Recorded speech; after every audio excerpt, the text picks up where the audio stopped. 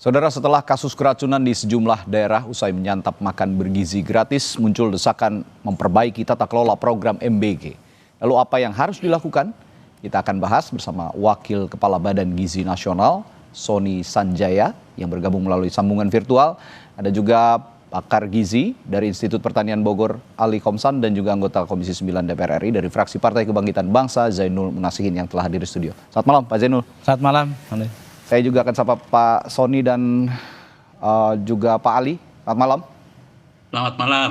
Baik, saya ke Pak Sony dulu kalau gitu. Pak Sony, ini jumlah keracunan yang nggak sedikit dan sudah berlangsung cukup lama ya, artinya cukup lama sejak dari awal penetapan program MBG ini sudah juga ada banyak kasus, bahkan yang dirilis tadi oleh KSP sudah ada sekitar 5.000. Bagaimana pertanggungjawaban BGN sejauh ini, Pak Sony? Ya, terima kasih. Data tersebut memang kami himpun dari sejak program MBG ini dilaksanakan pada tanggal 6 Januari. Dan data tersebut terus kami evaluasi, seperti ketika kejadian kemarin terakhir di Banggai dan di Kabupaten Bandung Barat.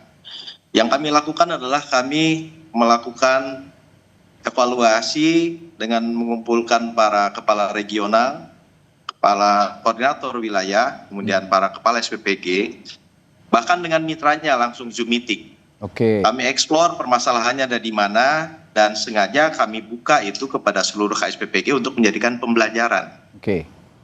Dan yang kedua juga kami juga melakukan melakukan program pelatihan-pelatihan bagi seluruh penjamah makanan. Memang belum semuanya, karena bertahap. Sekarang dengan adanya 9.084 SPPG, tentu tidak bisa serentak dilakukan dan dilakukan bertahap. Dan itu biasanya dilakukan setiap hari Sabtu dan Minggu ketika operasional MBG tidak dilaksanakan. Oke, nah itu tadi Anda langsung melakukan evaluasi dan berkoordinasi mulai dari koordinator sampai ke tingkat SPPG juga sudah berkomunikasi. Hasilnya bagaimana, Pak? Di mana letak kesalahannya ternyata? Bervariasi ya, bervariasi. Biasanya begitu kejadian kami langsung bertanya menunya apa. Misalkan menunya mie-nya beli di mana. Nah, kami ekspor sampai ke sana. Menunya apa? Ayam kecap. Ayamnya dimulai dimasaknya jam berapa? Dimulai dimasak jam berapa? Belinya di mana? Bahkan ketika belinya dari supplier langsung kami telepon. Dipotongnya itu ayam jam berapa? Ketika diantar apakah fresh atau tidak? Nah itu terus kami lakukan, dan hasil evaluasi ini kami juga buka kepada seluruh KSPPG agar mereka itu ikut memonitor. Ya, jangan sampai kejadian di daerah sana seperti itu, jangan sampai di sini seperti ini. Dan selain itu referensi juga kami kirim terus melalui sekarang kan sudah ada grup-grup WA, bahkan saya setiap hari itu berkomunikasi dengan seluruh KSPPG dengan 9.084 secara japri yang menggunakan fasilitas broadcast dan lain-lain. Oke, Pak Sony, karena kejadiannya sudah masif, ini publik juga akhirnya pengen tahu juga nih. Sebenarnya koordinator wilayah sampai SPPG ini siapa saja sih orang-orangnya? Apakah mereka yang punya pengalaman pengetahuan gizi yang cukup, lalu juga pengetahuan memasak yang cukup, cara memasak, dan juga supaya tidak basi, tidak masih laik lah untuk dikonsumsi besok harinya. Ini siapa saja sih orang-orangnya sebenarnya?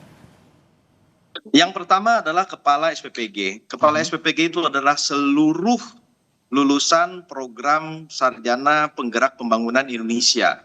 Oke. Yang batch 1 itu dididik bahkan sampai 7 bulan, batch 2 4 bulan, itu mereka dibekali dengan manajerial dan lebih fokus kepada bagaimana program MBG ini dilaksanakan.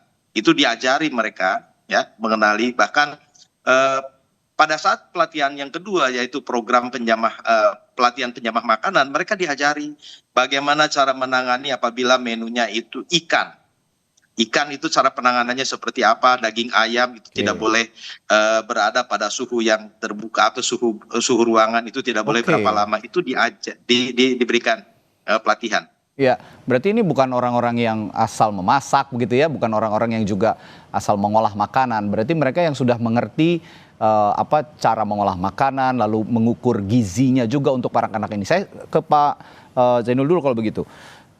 Ya meskipun kata Pak Sony tadi ini bukan orang sembarangan, katanya ada ahli gizi juga, lulusan-lulusan Ada ahli baik gizi. gitu. Ahli gizi itu semuanya sarjana ahli gizi. Betul, betul. Tapi kenapa masih terjadi? Kalau saya melihat simpelnya begini aja Pak Zainul. Setiap sekolah itu ada kantin. Sebelum ada MBG mereka juga mengonsumsi makanan-makanan itu di kantin. Sepertinya tidak ada kasus semasif ini begitu. Saya tanya ke Pak Zainul, ini kalau dari DPR pengawasannya gimana? Ya, kami di DPR selalu berkoordinasi dengan BGN ya, setiap kali ada kejadian. Dan kita dalam RDP juga selalu mengingatkan, sebenarnya bukan hanya soal pasca kejadian ya, tapi lebih ke mitigasi. Jadi antisipasi jangan sampai ini terjadi kasus ini. Nah, cuman saya melihat begini Bang. Jadi melonjaknya kasus keracunan yang terjadi di beberapa SPBG itu berkorelasi atau berbanding lurus dengan meningkatnya jumlah dapur. Gitu ya. Lonjakannya itu sama dengan, nanti semakin banyak dapur yang beroperasi, semakin besar jumlah tingkat keracunan yang terjadi di SPBG. Ini kami melihatnya ini problemnya adalah karena problem keserentakan. Di mana-mana yang problem keserentakan itu pasti akan berimplikasi, punya resiko tinggi munculnya yang sifatnya negatif-negatif termasuk. Sederhananya keserentakan ini bagaimana kalau dijelaskan kepada publik? Jadi gini, pada awal-awal kita RDP dengan BGN, 1 tahun sampai dengan 2025 ini kan kita hanya 5.000 dapur sebagai targetnya. Tapi kemudian dalam perkembangan karena Pak Presiden ingin ada percepatan, itu diminta untuk percepatan sampai 30.000 dapur. Gitu. Sekarang tadi datanya dari Pak Sony kan sudah 9.000 dapur yang beroperasi hari ini. Berarti kan sudah ada peningkatan hampir 100% dari target awal yang 5.000 dapur. Gitu. Nah, otomatis dengan peningkatan jumlah dapur yang ada ini, yang sangat drastis itu, pasti akan menimbulkan resiko. Kenapa? Karena itu terkait dengan soal standar dapur. Nah, mengejar target, maka otomatis dapur-dapur yang kita lihat kemarin ada banyak juga temuan yang sebetulnya belum layak untuk operasional, dipaksa untuk operasional. Gitu. Belum layaknya itu di mana? Misalnya peralatan dapurnya. Kemudian luasan dapurnya, kemudian ruang produksinya, termasuk sanitasi. Ya, itu beberapa yang kita temukan, ternyata memang beberapa dapur itu memang oleh BGN, mohon maaf Pak Sony ya, oleh BGN diizinkan beroperasi, sementara standar kelayakannya masih belum. BGN berdalih bahwa karena kita ingin ada percepatan, maka ini disempurnakan sambil jalan. Gitu. Ini berarti keserentakan dan ketergesa-gesaan kalau saya melihat itu. Saya melihat ada nuansa seperti itu. Ada nuansa seperti tapi saya begini, saya disclaimer dulu ya. Jumlah keracunan itu kan tadi Pak Sony menyampaikan 5.000 korban ya, yang ini. Dengan sekarang 9.000 dapur yang beroperasi, itu berarti 1 bulan ada 0,5 miliar porsi yang dibagikan ke masyarakat, penerima manfaat. Saya mengatakan bahwa kalau kita mau berpikir objektif dan proporsional, berarti 0,5 miliar itu kan kalau dibandingkan dengan 5.000, ya kan, kecil kan. Walaupun kita nggak boleh mentoleransi karena kan satu nyawa itu tetap sangat berharga gitu. Apalagi anak-anak. Ya, apalagi untuk anak-anak ya. Nah, kita sih mendorong sebetulnya bahwa bagaimana keserentakan ini tetap mengantisipasi dan juga memitigasi terjadinya potensi dapur-dapur yang bermasalah.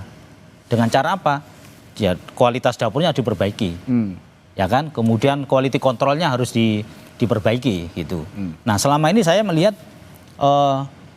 BGN belum punya, menurut saya loh ya Pak Sony ya, belum punya skema bagaimana memitigasi agar SPPG itu, dapur-dapur itu betul-betul clear mulai dari bahan baku masuk, kemudian proses produksinya, sampai kemudian pemorsian sampai dengan distribusinya.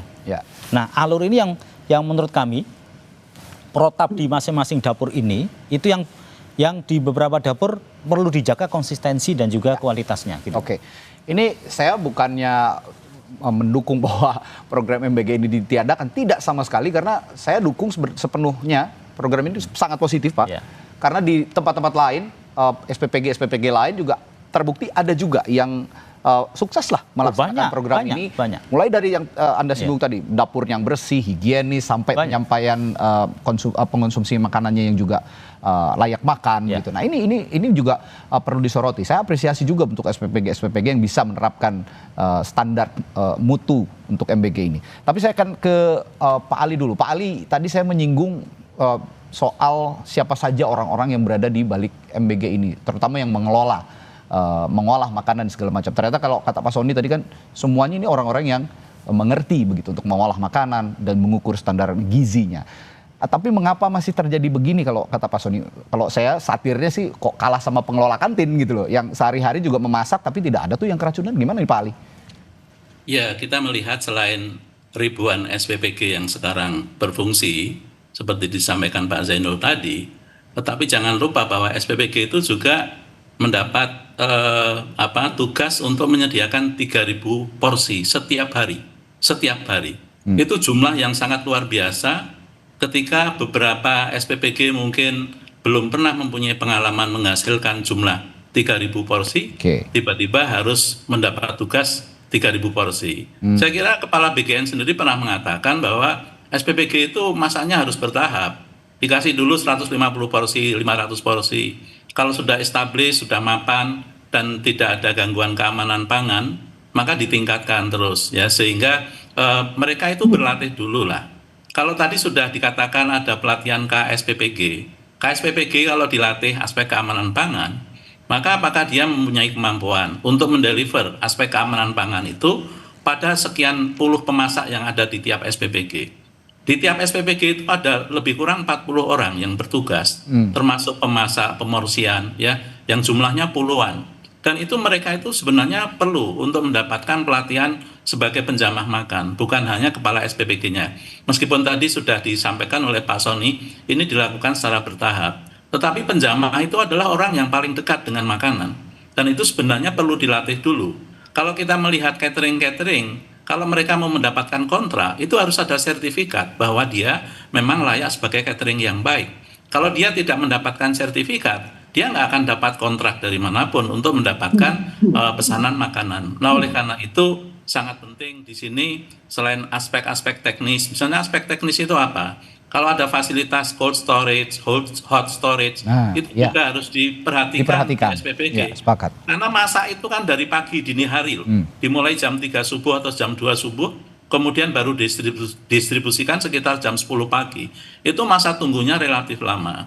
Dan angkot atau angkutan yang dipakai itu kan angkutan biasa, tidak mempunyai sistem pendinginan dan seterusnya. Tapi paling enggak di SPPG-nya itu tersedia hot storage atau fasilitas cold storage, sehingga masakan yang disiapkan sejak dini hari itu bisa aman ketika dikonsumsi di sekolah jam 11 atau jam 12 siang. Begitu. Kalau saya perhatikan penjelasannya Pak Ali dan juga Pak Zainul tadi, ini masalahnya di mass production yang belum siap dikelola oleh masing-masing SPPG. Nah, kalau saya lihat misalnya di convenience store gitu, banyak kok makanan-makanan beku, misalnya makanan-makanan yang sudah jadi tapi dibekukan atau didinginkan. Ini masih layak dikonsumsi ketika dihangatkan begitu. Nah, ini contoh kecil saja. Pak Sony bagaimana menjawab hal ini, Pak? Ya, saya menyambut apa yang tadi disampaikan oleh Pak Ali, betul Pak. 47 relawan yang ada di dapur itu memang kami berikan pelatihan. Kalau yang tadi saya sampaikan kepala SPPG itu diberikan pelatihan pada saat mereka sedang berada dalam pendidikan dalam program SPPI, Sarjana Penggerak Pembangunan Indonesia. Jadi sebelum ditugaskan sebagai kepala SPPG mereka sudah dibekali itu. Nah, ketika kepala SPPG sudah berada di dalam SPPG dan bergabung dengan 47 relawan tersebut juga semuanya diberikan pelatihan penjamah makan. Dengaran narasumber yang kami libatkan ada Kepala Dinas Kesehatan, Kepala Dinas Lingkungan Hidup, dari Balai POM, dari ahli gizi, dari ahli hukum lingkungan, ahli kesehatan lingkungan. Itu kami undang mereka sebagai narasumber. Nah, kemudian memang betul apa yang tadi disampaikan oleh Pak Zainul bahwa ada faktor yang tiba-tiba melayani 3.000 orang, kan? Nah, terhadap ini kami sudah berikan arahan kepada seluruh SPPG yang akan beroperasi tidak langsung mengejar target melayani 3.000, tetapi secara bertahap. 500 dulu. Nah, setelah dikuasai 500 dan tidak ada masalah, boleh meningkatkan. Ajukan menjadi 1.000, ajukan 1.500, ajukan 2.000, ini bertahap. Nah, dengan banyaknya SPPG, nah kami melihat ada beberapa yang kadang-kadang ingin lebih. Nah, ingin lebih cepat seperti yang kemarin terjadi di Bandung Barat melayani 3.499 dalam waktu 1 bulan. Maka kemudian kami tegur, Kami berikan sanksi kepala SPPG-nya termasuk dengan mitranya. Karena pengontrolan ini tidak hanya pengontrolan pelaksanaan di lapangan, tidak hanya kami bebankan kepada kepala SPPG, tapi mitra juga bertanggung jawab. Karena program ini kan tidak bisa dikendalikan sendirian oleh karier, yaitu kepala SPPG, tetapi juga mitra. Karena mitra kan tanggung jawab mengadakan 47 orang itu ada pada mitra. Sedangkan pengelolaan kegiatan itu pada kepala SPPG. Nah ini harus berkolaborasi. Jadi tidak bisa berjalan sendiri gitu. Iya, untuk SPPG seperti tadi yang Anda contohkan Pak Sony di Kabupaten Bandung Barat ini sepertinya tidak cukup hanya untuk ditegur sih Pak. Lebih kepada sanksi. Tugaskan Pak. Ya, daripada sanksi kalau bisa dia diganti saja SPPG-nya, diganti dengan mitra yang lain supaya ya clear gitu. Mereka karena di Kabupaten Bandung Barat ini baru kemarin, sekarang kejadian lagi gitu. Itu yang mengejutkan kita semua begitu. Kenapa tidak ada langkah preventif sebelumnya ketika baru sudah sehari kemudian ada kejadian kembali. Nah, saya ingin juga menyinggung soal dapur yang higienis Pak Sony. Kemarin Bupati Bandung Barat juga menyinggung ada 85 dapur sebenarnya yang tidak sesuai standar, dan ada suara juga dari para kepala daerah nih agar supaya mereka juga sebenarnya dilibatkan lah, karena saya melihat juga sejak awal sepertinya tidak ada pelibatan pemerintah daerah dalam penyaluran program MBG ini. Kedepannya bagaimana untuk juga berkoordinasi seperti yang dikeluhkan juga oleh Gubernur Kalbar yang meminta adanya koordinator daerah untuk bertanggung jawab terhadap pelaksanaan program MBG ini. Apakah itu bisa direalisasikan? Nanti saya akan tanya kepada Pak Sony setelah jeda Pak. Di Sapa Indonesia Malam tetap bersama kami.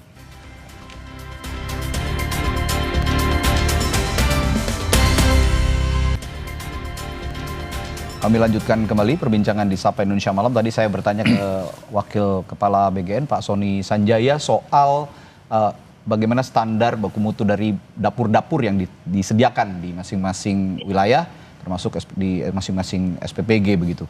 Nah, kemarin ada keluhan juga dari Bupati Bandung Barat, ada 85 katanya yang belum sesuai standar Pak Sony. Dan dia juga mengeluhkan bahwa minimnya koordinasi dengan pemerintah daerah. Termasuk juga Gubernur Kalbar yang meminta adanya koordinator daerah untuk bertanggung jawab terhadap MBG.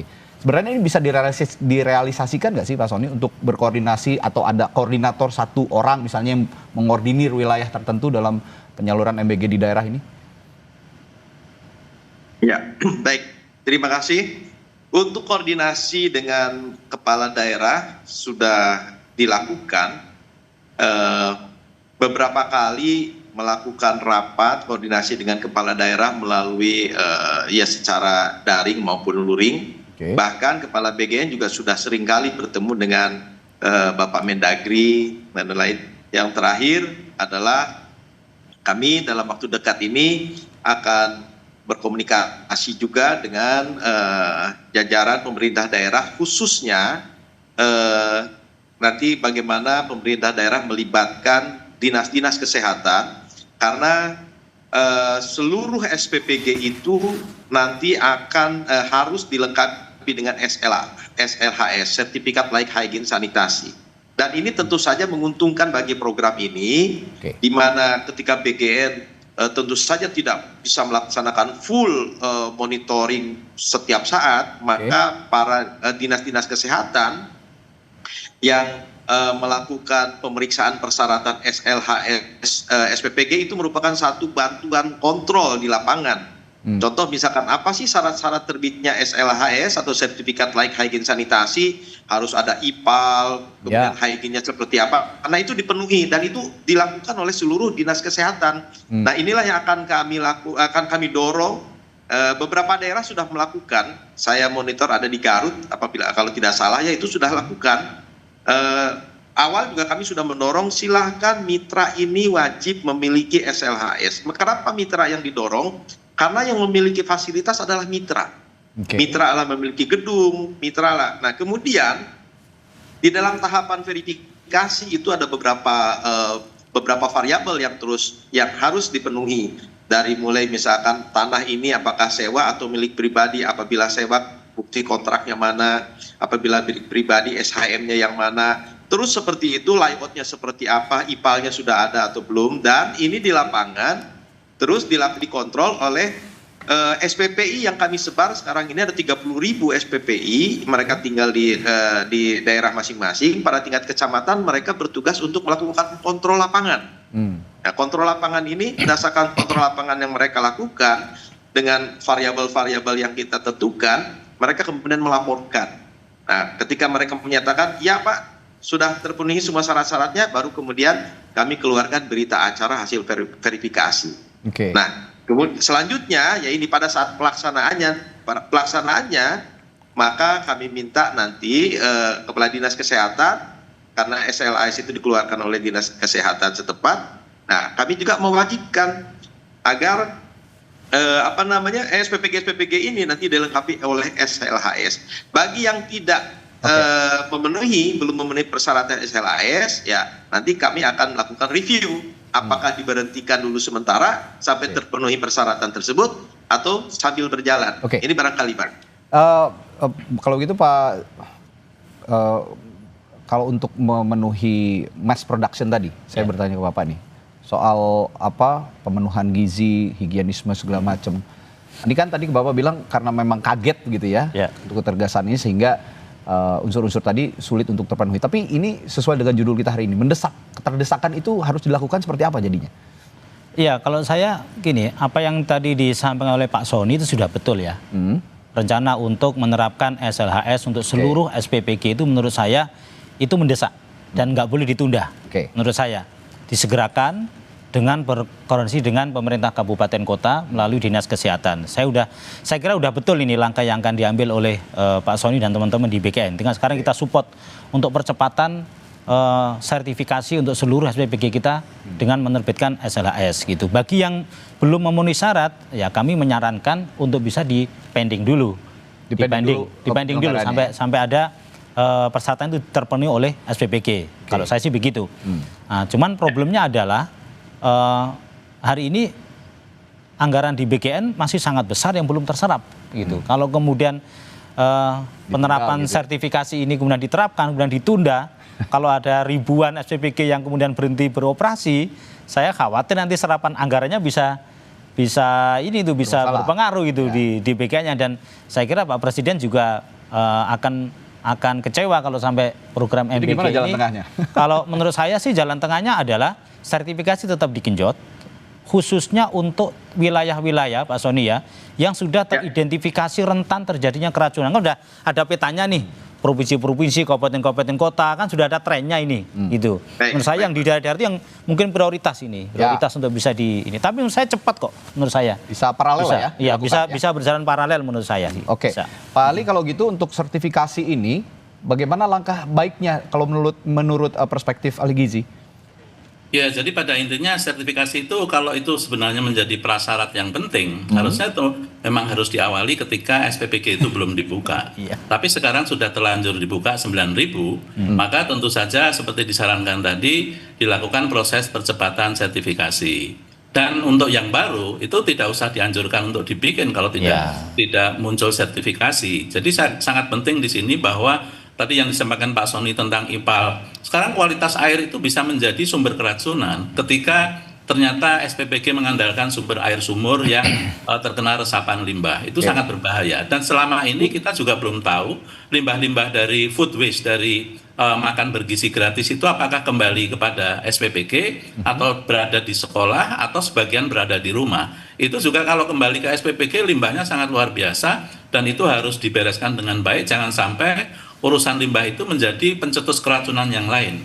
Jadi tentu saja PR-nya memang sangat banyak, sehingga kalau di suara-suara masyarakat itu sudah urusan makan itu serahkan saja kepada dapur sekolah. Beberapa sekolah yang bagus mempunyai dapur sekolah, tetapi banyak sekolah di Indonesia itu tentu nggak punya dapur. Nah, oleh karena itu untuk sekolah-sekolah yang bagus, itu bisa dikasih uji coba bahwa Anda menyelenggarakan makanan bergizi gratis untuk katakanlah 340-400 anak. Dan itu menurut saya peluang keracunannya akan semakin kecil ketika yang dikelola sedikit.